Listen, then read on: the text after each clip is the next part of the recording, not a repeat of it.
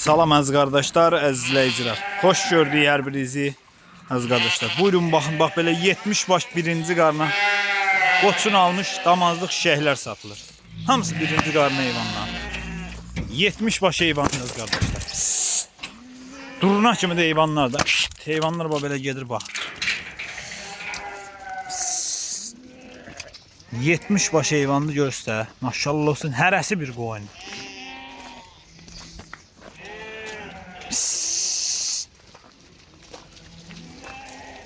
Kim istəsə belə çom bir yerdən satılır.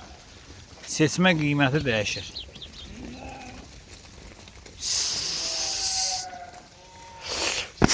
O belə super heyvanlar.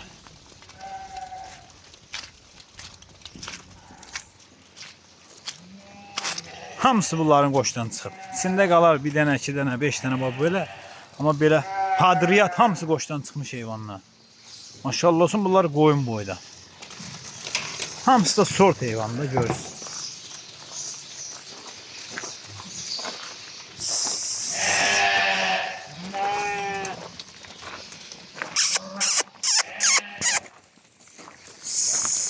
Böyle tam ətraflı çəkirəm bax.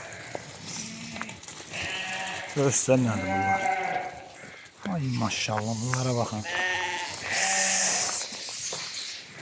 Qomrallara baxın, qomrallara.